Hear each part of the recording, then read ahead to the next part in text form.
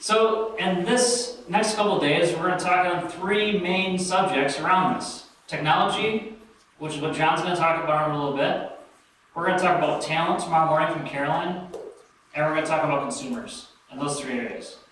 In the spring, when we get together again, if you're willing to sign up for this again, we will talk, and we're inviting payers to that group. And we're going to talk to payers and have a conversation about what we can do to be different and innovative. Because payers have been identified as one of our major issues. So those are the things we want to start tackling because we don't want to look the same. So this group is really we're trying to push you to think differently because we want to be the group that's changing it. And any groups in the country can do it, it's in this room. We have some of the most profitable, biggest places that can actually probably institute change. If nobody in here is like a $100 million facility, right? Everybody in here is doing a lot of business and can probably drive the change that we're looking for. And so I want to dive into a framing that we're going to use over the next couple of days. There's this thing called, the Greek actually have two words for describing time. They have what's called chronos time, which you're familiar because the company stole it, right? And that's a linear time. It's always going, right? And then they have a time called kairos. And kairos time is like a moment in time. And so one of the things that I'm always looking for is like things that stick out to me. Like something happens or someone says a word or there's a concept that comes through and it's like, well, that's interesting. It could even be, Freud used to call it like a Freudian slip. Someone might say something and they're like, oh, I didn't mean to say that.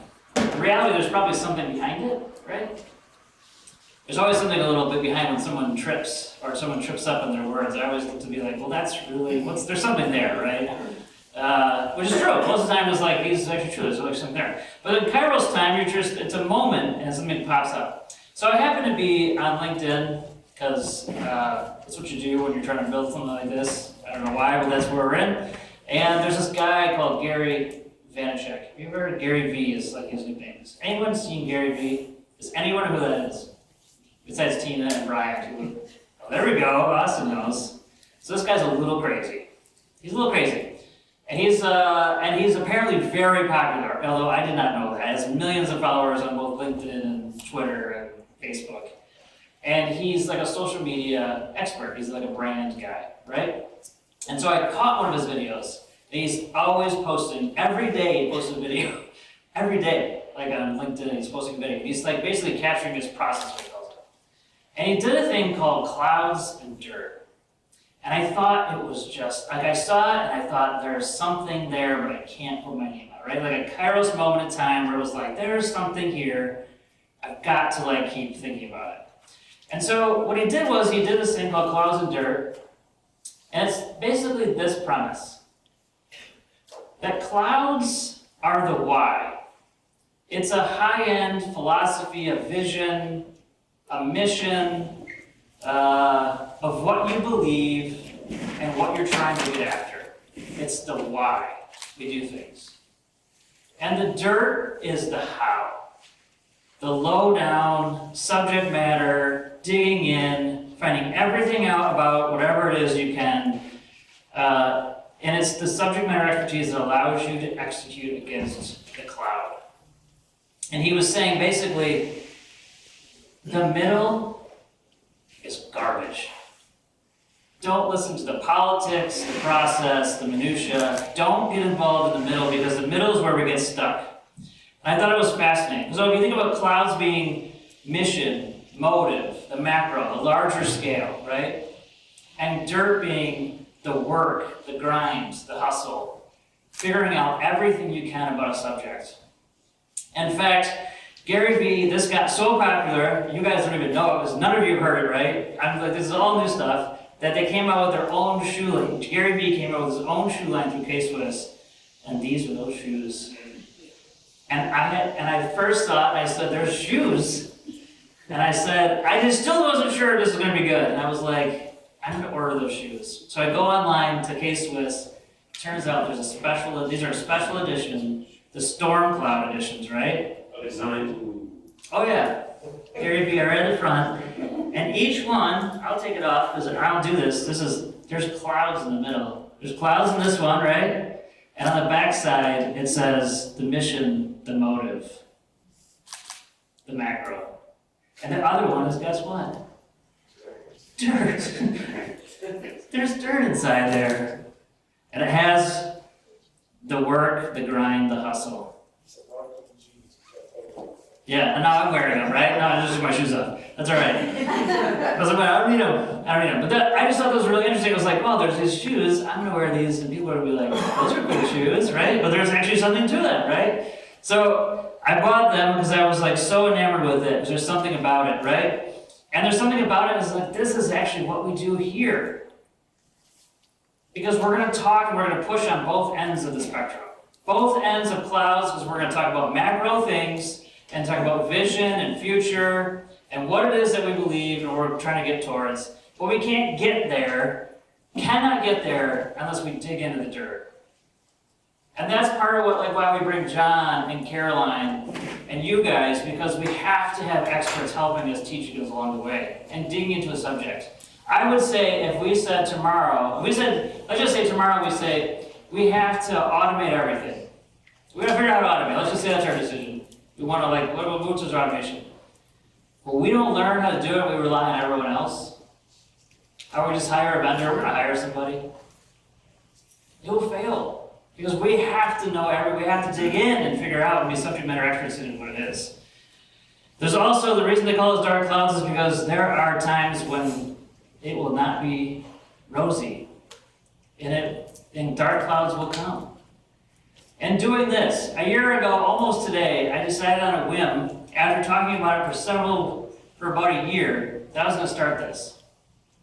And I tell you, I went to different people that I consider to be good friends, and they told me, you're crazy. And in fact, one person who I would say has been in the industry a long time said flat out, I'm not sure it's a great idea. There's a lot of people doing that. And I was like, you didn't listen to them. But I didn't listen to them. And I have found myself, though, at times when you're in the middle of it, and you don't get exactly what you think is happening, you do start listening to a little bit of the middle, right? And you can't. You just have to break through and continue to be like, no, I feel like I know what the cloud is. I know what my philosophy is. I've got to get there. And you know what I kept doing? Digging in. Because there isn't anything else like what we're trying to do. People keep telling me, well, you're a little bit like this. I'm like, no, I'm not like that. I know what that is because I've dug into it. That's not this. So it's just like, you guys getting where I'm laying down, you're trying to do the guy. So I want to use an example. Because I was thinking, there's got to be an example of this. And I read this book by Jim Collins, which I don't think was very good, but it doesn't matter. There was one, a lot of people did, thought it was very good. I was like, whatever, it's okay. I think it was called Built to Last. Is that right, Peter? We had to read this, we were doing this together. And it was, yeah, but there's one section of the book that I thought was phenomenal. It was the very beginning. So just remember when you're writing a book, just don't put the best thing in the beginning. So, and it was about this, about Amundsen and Scott. How many people know this story? Because I'm going to walk through it. Okay, we got a history guy. All right. Amundsen and Scott were both explorers that went to try to find the South Pole first. They wanted to get to the South Pole first. It was a 1,400-mile trip, round trip. And this is 1911. So there's no cell phone. There's no, this is a big deal. And what do you think happened here?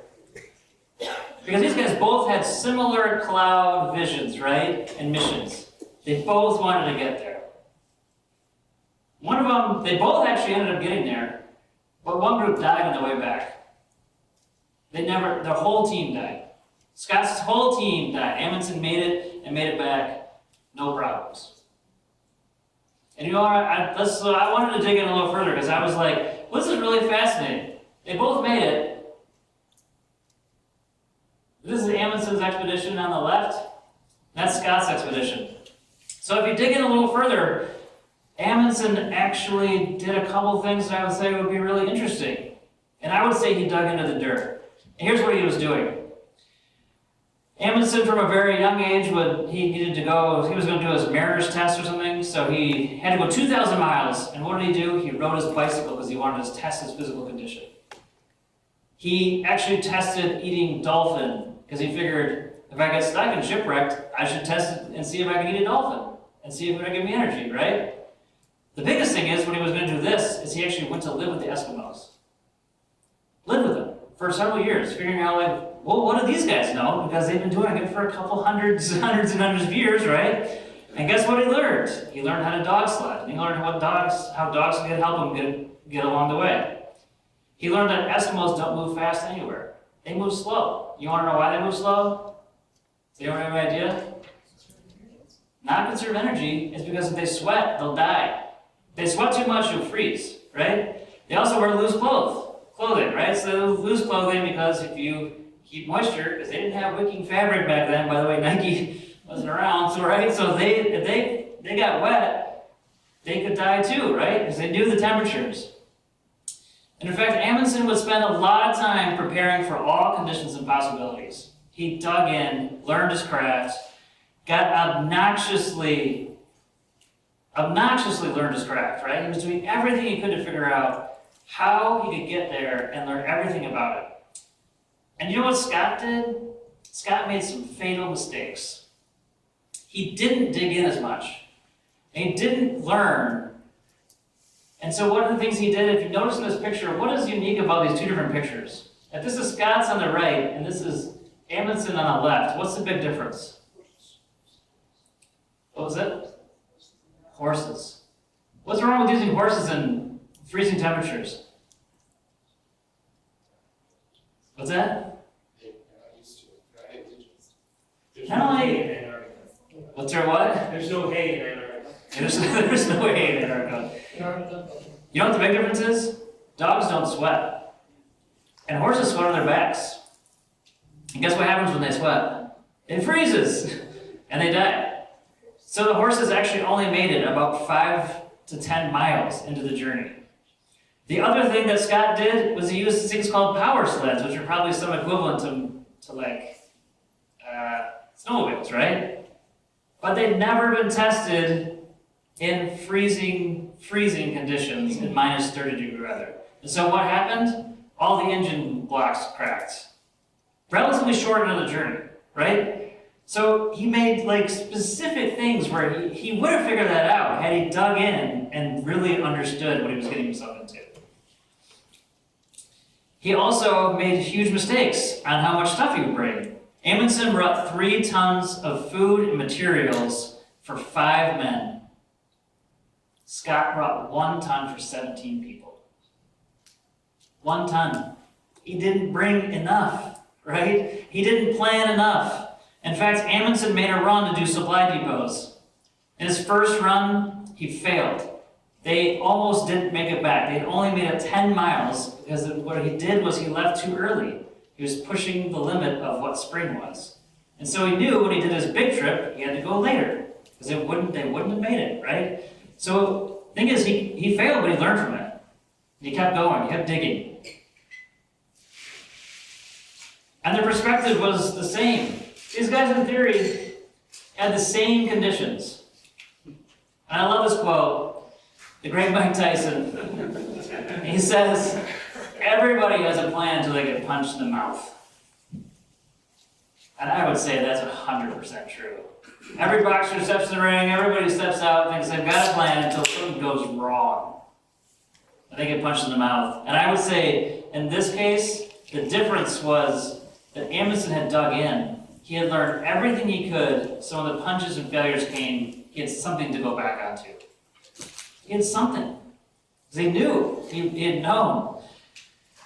And Scott's diary, which they found later, he wrote several times, "We have just been unlucky with the weather."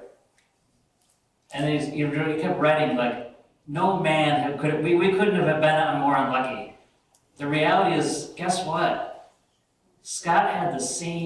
Amundsen and Scott had the same weather. They left within days of each other. They had the similar weather. In fact, they went back through, historians have said they've had 56% of the time these guys actually had good weather. of their whole trip, right? So they had the same conditions. Scott reached the South Pole 34 days after Amundsen did. 34 days. And they man-carried sleds almost the whole way, right? And by the time that actually Scott reached the South Pole, Amundsen was 500 miles the other direction, going back to where the boat was, and was only 8 days from leaving, as in getting back to like their boat and leaving, at the same time. By mid-March, Scott's whole crew had died, and they had died just 10 miles from their supply depot. Just 10 miles. I give you that because I thought it was really interesting that there was this group that had the same cloud vision mission, exactly the same almost. We're going to get to this place first. But one of them really dug in and learned everything they could, and the other did not. And I would say that's a drastic thing of what's happens there. I have this quote that I love. It's from Theodore Roosevelt. And it says, "It is not the critic who counts, not the man who points out how the strong man stumbles, or where the doer of deeds could have done better. The credit belongs to the man who's actually in the arena, whose face is marred by dust and sweat and blood, who strives valiantly, who errs, who comes short again and again, who at the best knows in the end the triumph of high achievement, who at the worst, if he fails, at least fails while daring greatly." It's like, just get out there and try it. We just gotta dare greatly. But I tell you what, we'll have a lot better chance if we dig in and learn everything we can. And so the next couple days, I want us to push both boundaries of what it means to think and vision and mission, what we can do, but also to dig in on subject matter expertise and learning everything we can from the people that we've got around us. I hope that resonates.